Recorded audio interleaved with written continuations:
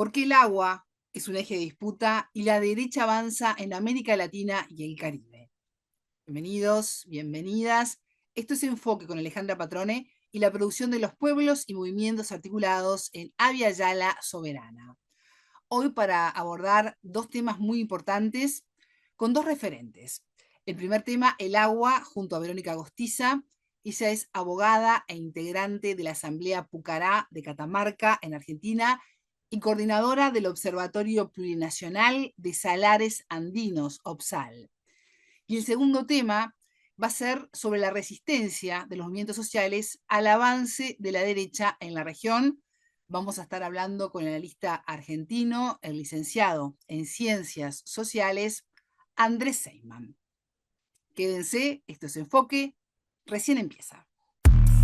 Enfoque. Geopolítica, investigación, relaciones internacionales. Enfoque. Una mirada profunda y decolonial a los hechos más importantes de nuestra historia. El tema del día. Y cuando hablamos de una gran crisis, esto no es solo el aumento de la temperatura, ¿no? Que es uno de los ejes de lo que se habla, el calentamiento global. Por supuesto que lo es, digo, hay muchísima evidencia científica hace muchísimos años, no es un tema político, es un tema por los límites de la geofísica del mundo.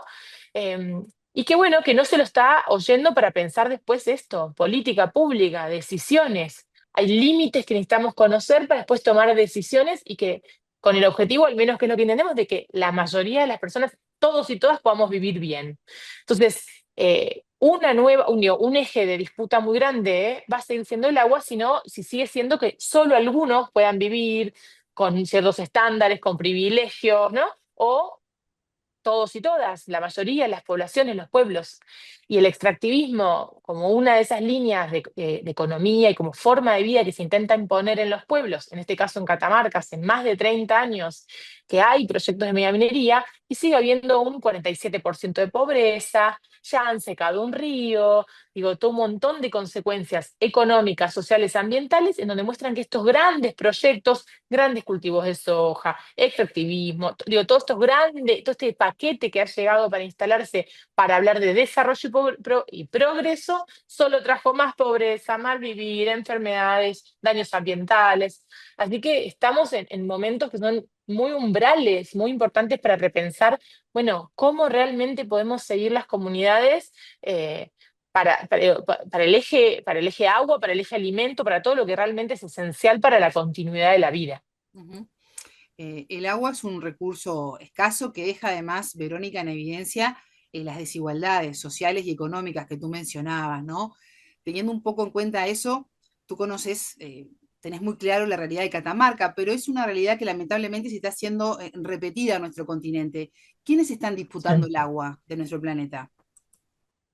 Sí, esto que vos decís tal cual no puede mirar como una mirada más pequeña, ¿no? Que pasa a nivel escala pequeña en cada territorio, en cada municipio, pero si lo pensamos más a nivel global, eh, se lo ha llamado, digo, el norte global o el sur global, ¿no? Como dos zonas claramente marcadas Sí. por esta desigualdad, por esta, de cómo vivimos, quiénes tienen acceso a los autos de lujo, ¿no? La electromovilidad y toda la propuesta ahora del litio, de electrificar los autos, dejar de usar combustible, bueno, pero ¿quiénes tienen acceso a eso? Entonces, en grandes rasgos, digo, la diferencia entre los países del norte global, de Estados Unidos, China, digo, los históricos que son los que generan guerras, ¿no? Y desde ahí disputan, versus todo el grupo de los países del sur global, que localmente Argentina, Latinoamérica, África, países que desde, ¿no?, el origen de la historia, más de 500 años, son lugares que son vistos como territorio de sacrificio, donde se les puede sacar el agua,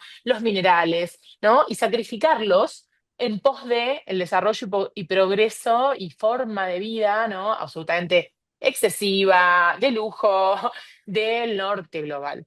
Pero bueno, también en todo norte, también en un sur, ¿no? El año pasado pude conocer en la zona de Estados Unidos, que uno bueno, piensa es un gran país capitalista que genera gran daño ambiental a todo el planeta, pero también hay territorios que los están queriendo sacrificar para, ¿no?, que otros sostengan esa forma de vida, lamentablemente. Y eso, y se enfoca, se enfatiza, digo, estas desigualdades que son las que necesitamos repensar seriamente, eh, en las decisiones que tomemos de forma de vida, de economía, bueno, economía regional, cuáles son las líneas que podríamos seguir para intentar apaciguar y evitar las desigualdades estructurales. Ujú. Y en estos cambios que son necesarios, ¿qué rol juegan los movimientos sociales y los movimientos políticos, ¿no? Que permanentemente están en defensa de los territorios y muchas veces sufren la violencia, la persecución y hasta tenemos casos de asesinatos.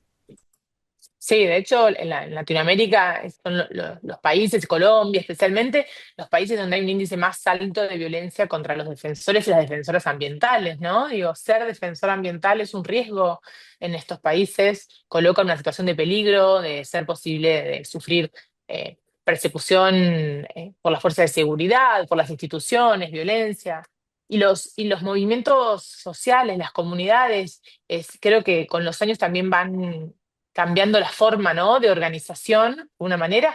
Las comunidades ancestrales originarias han sido las verdaderas cuidadoras de los territorios. Digo, llegamos a un Amazonas como llegamos hoy en día, porque también hubo tenemos todas las comunidades que lo conservaron y que lo protegieron, ¿no? Entonces tuvieron todos estos años un rol fundamental de conservación de la biodiversidad, a pesar de que llegamos a un 2025 con una biodiversidad muy dañada en todo el mundo. Y ahora, bueno, creo que es interesante pensar, bueno, esto, cómo se sigue, si la incidencia es local, si es también, creo que en red, bueno, hay muchos espacios, como fue en este caso el OPSAL y otros, en donde tratan de unir estos movimientos sociales y estas comunidades, tanto de Argentina como Bolivia, como Colombia, Uruguay, digo, porque hay una defensa en común, hay acciones en común, pero sin olvidarnos que cada comunidad necesita atender su territorio, ¿no? Entonces, pensarnos globalmente y en red, los movimientos, los objetivos, los diálogos, pero también creo con los pies en la tierra, porque cada movimiento va a tener su particularidad sobre condiciones políticas locales. Qué sé yo, digo, Argentina tuvo un giro político el último año con el ¿Sí? presidente actual, que entonces marca ¿no?, unas reglas de juego para las comunidades y para los movimientos distintos a cómo se venía manejando. Entonces también digo, la realidad local marca el cómo también despliegan y creo que siempre el enfoque va a ser eso, ¿no? Poder ver a nivel comunidad, sostener la economía regional, digo, sostener las prácticas que entendemos que son las que pueden generar una mayor igualdad, un mayor bienestar y buen vivir para la mayoría. Ujú. Vamos a decirles a los oyentes que en Argentina está como presidente Javier Milei, un hombre que se ha pronunciado en contra del cambio climático, ¿no? No cree que es algo falso. ¿Eso cómo está influyendo, ya pensando en Catamarca, ¿no? Y por un lado, bueno, las dos cosas, a nivel nacional e internacional, se ha postulado públicamente de esa manera, con lo cual toda la política pública tiende a un negacionismo de la crisis climática. Entonces, al no incluir eso, se toman decisiones que no son acordes a lo que en varios entendemos que es urgente atender, precisamente como lo contrario.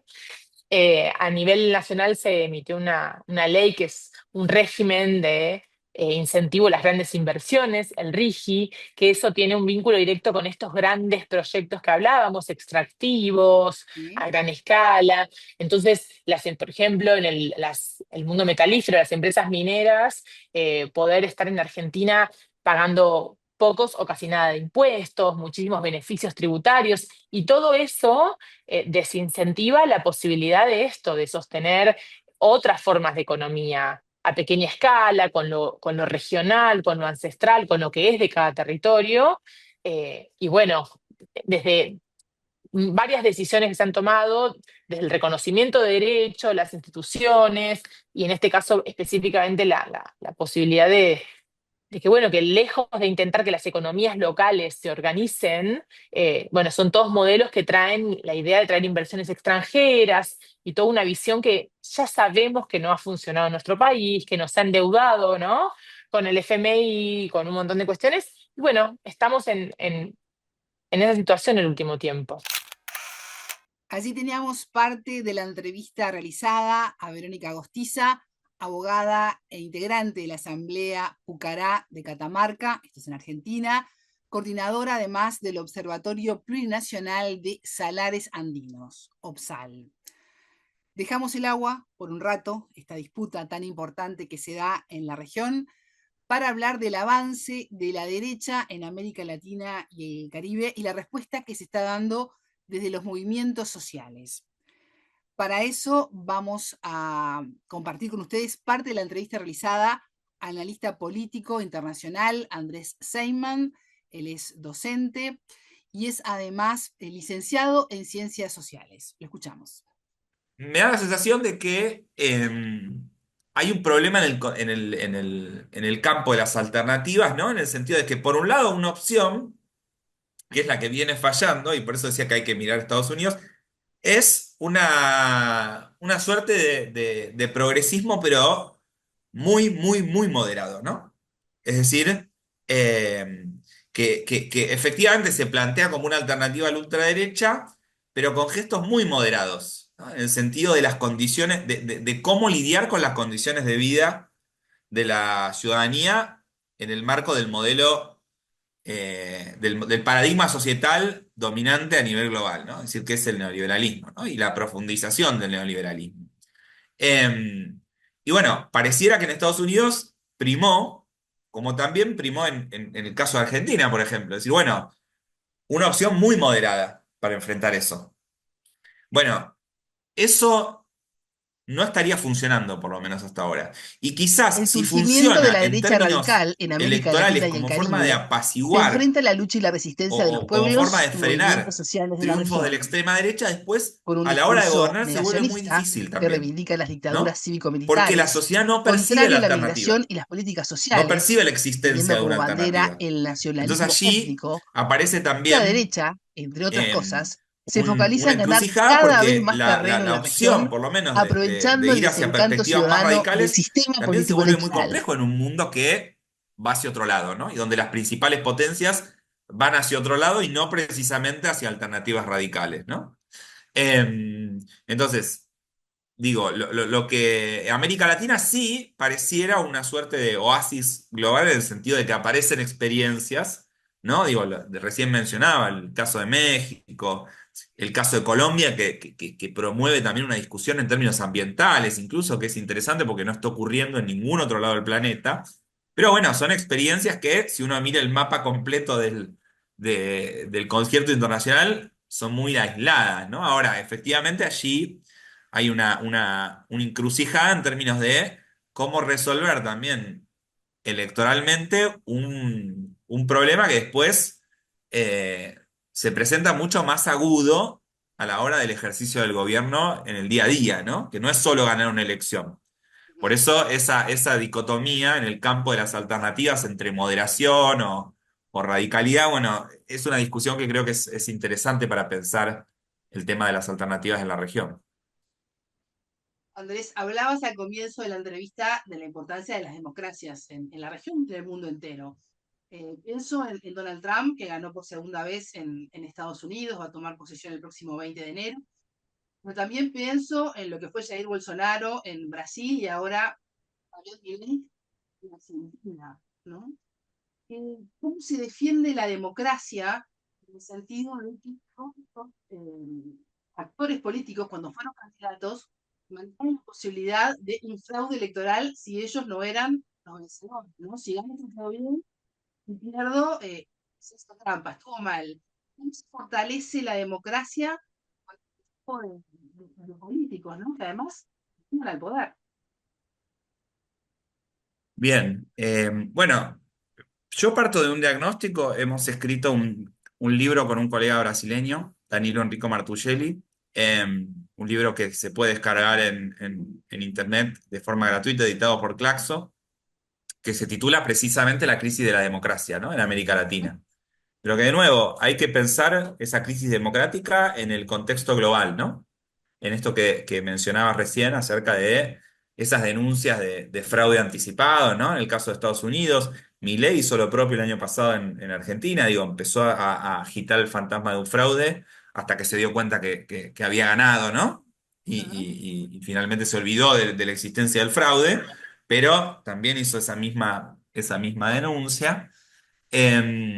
creo que tiene que ver con un contexto también de debilidad del modelo societal, esta idea de crisis, ¿no? Del proyecto neoliberal y esta alternativa radicalizada, es decir, una alternativa que, eh, si bien es fuerte en términos de sus triunfos electorales, es fuerte en su capacidad de irradiación en la ciudadanía, es débil en términos de su capacidad de reproducción ampliada, en su capacidad de reproducción sostenida, con fuerza, con bases materiales sólidas, ¿no? Para conformar al conjunto de las ciudadanías en cada uno de los países. Y creo que en definitiva, el problema de la democracia hay que pensarlo en el campo, lo que señalaba en la pregunta anterior, ¿no? En el campo de las alternativas. Es decir, ¿qué otro modelo alternativo existe en relación a este, ¿no? Porque si no, es siempre el juego de la sábana corta, ¿no? Entonces creo que hay una gran pregunta, pero bueno, ¿qué modelo se puede oponer al modelo actualmente existente? Esa es la forma de fortalecer las democracias, ¿no? Si no, estas alternativas de ultraderecha probablemente sigan avanzando y quizás hasta se estabilicen como forma de gobierno, ¿no? Como una nueva forma democrática, como una nueva forma de Estado, ¿no? Que es este gobierno en la crisis. Pero bueno, por eso la discusión central me parece que está en el campo de las alternativas, no solo políticas, sino también societales. Creo que ese es el foco de la discusión que debiera darse hoy en la región.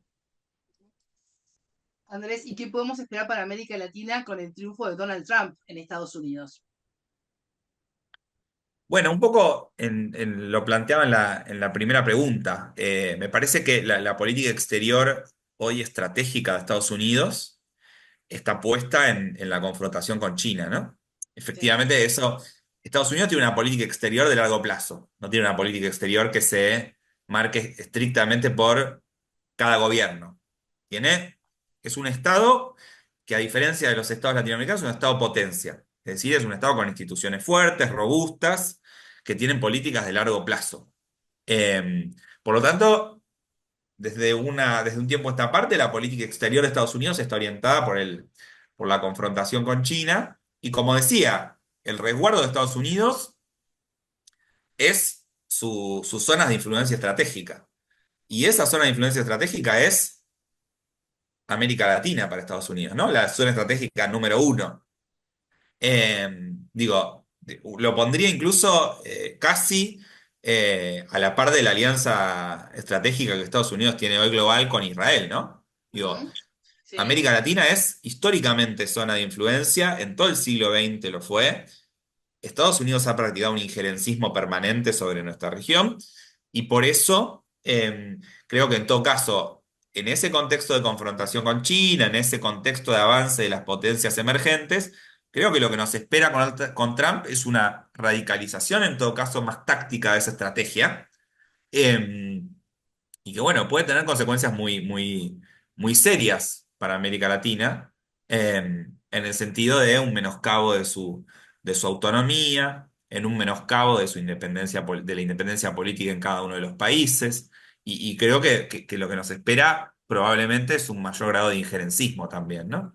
Eh, Digo, un revival de la doctrina Monroe creo que no sería una rareza en este nuevo gobierno de Trump. Creo que lo que nos espera es un poco eso. Escuchábamos a Andrés Seidman, licenciado en Ciencias Sociales. Es momento de despedirme. Pueden dejar sus comentarios aquí abajo, los leo.